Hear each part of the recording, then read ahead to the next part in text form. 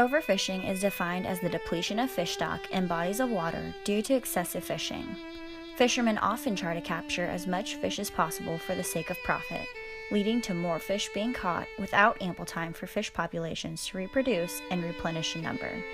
Overfishing has led to many issues, not only for the fish, but also for indigenous people, predators, and the ecosystems with which they are involved.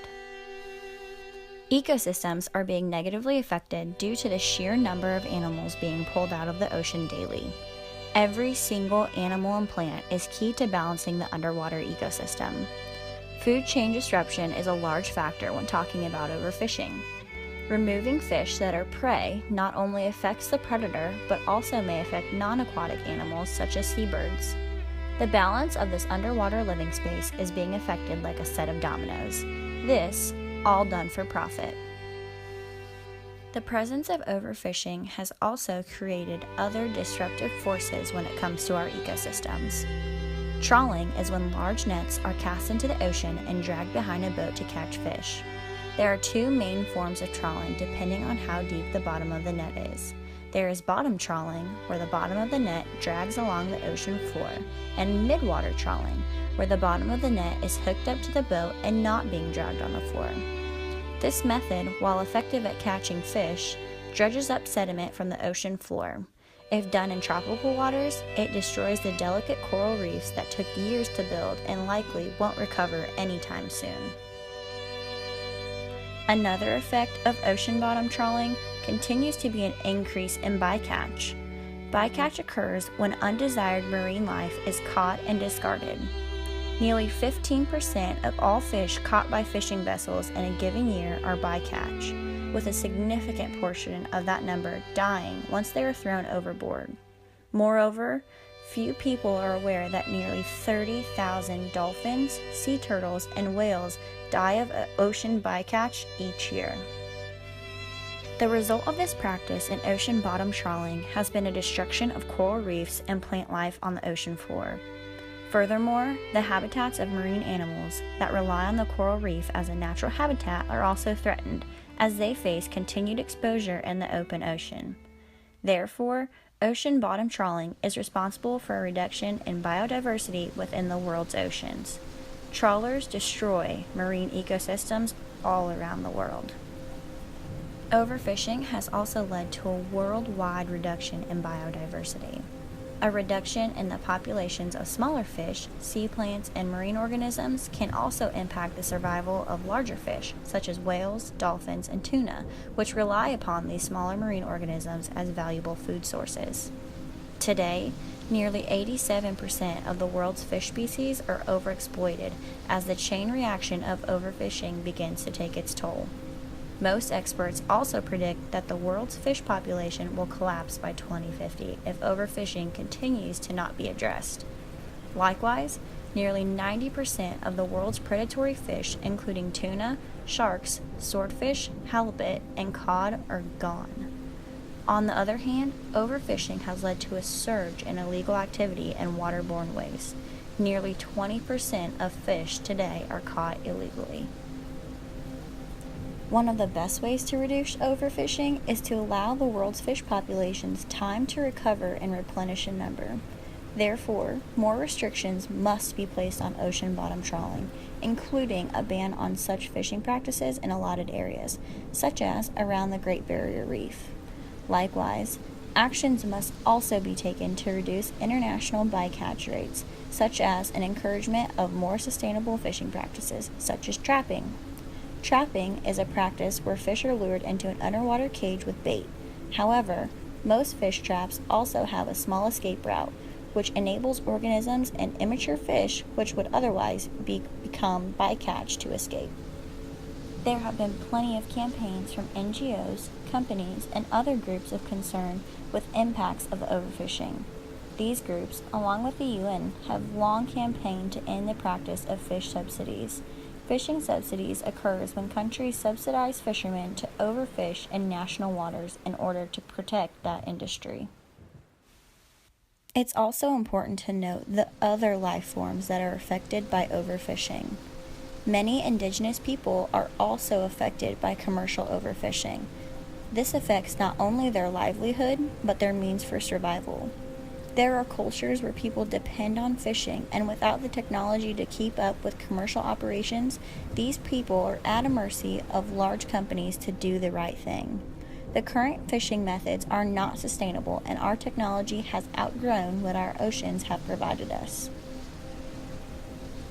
We suggest an expansion of ocean patrol forces and creating an organization that strictly monitors and tracks not only how many fish are being caught in specific areas, but also what types of health of aquatic species are within the area.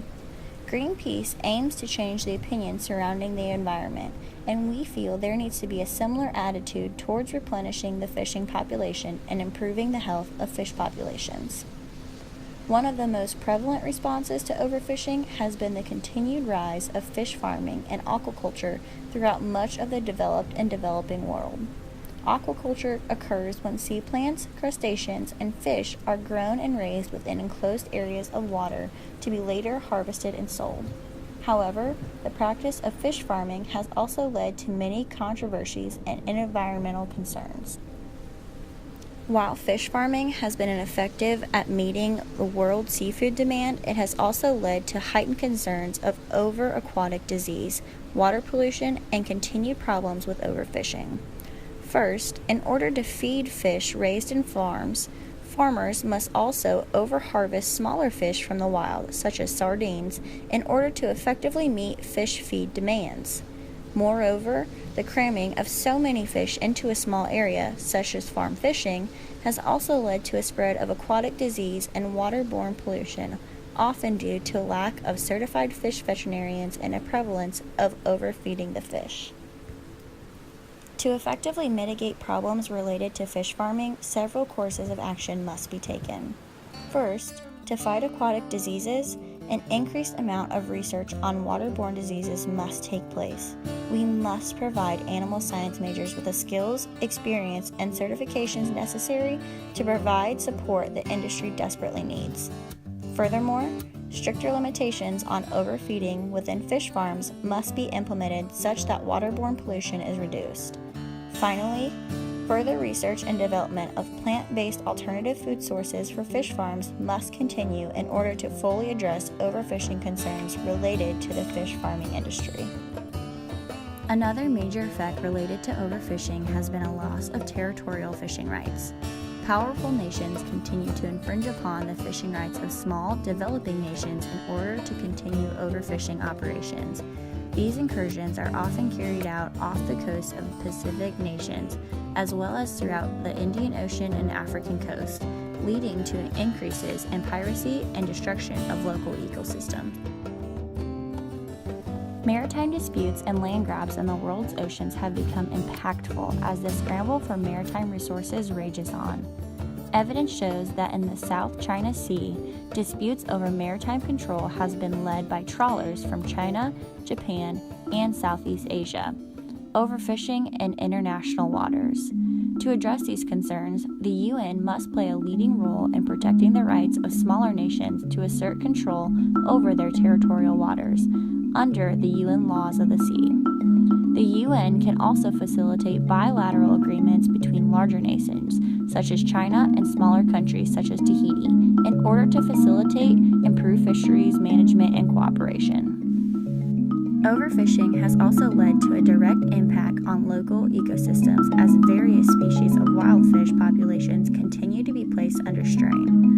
In order to alleviate this pressure, multilateral agreements over the establishment of no fishing zones in international waters must take place. Similar measures of establishing no fishing zones must also be encouraged at the national level, as countries begin to work together in giving these local ecosystems and species the time and space that they need to recover and replenish in number. Finally, one of the largest problems related to overfishing continues to be the lack of public support for action in dealing with overfishing in the first place. For instance, very few people know that 6 out of 7 major sea turtle species are either vulnerable, endangered, or critically endangered. This and other environmental crises continue to be widely ignored by the public, due to the fact that endangered aquatic species remain relatively unrelatable and distant. To break existing public perceptions on endangered aquatic species, future messaging and outreach on the problem of overfishing must be escalated and reinvented. Members of the public must come to the realization that an endangered species, such as the great white shark, deserves an equal level of protection and attention as endangered land animals such as pandas and polar bears. Members of the public must become more educated and more engaged on this issue of overfishing. We encourage all of you to take the time to do further research on this issue. Excellent places to start include going onto the websites of the Food and Agricultural Organization of the United Nations and the Overfishing page of nationalgeographic.org. Once you have become more informed on this issue, we suggest that you talk to your friends, neighbors, and relatives about the issue, as well as pressuring your representatives to find solutions to address overfishing in your local area. All of these small actions can collectively make a big difference towards reducing overfishing, protecting the local ecosystem, and improving future environmental sustainability.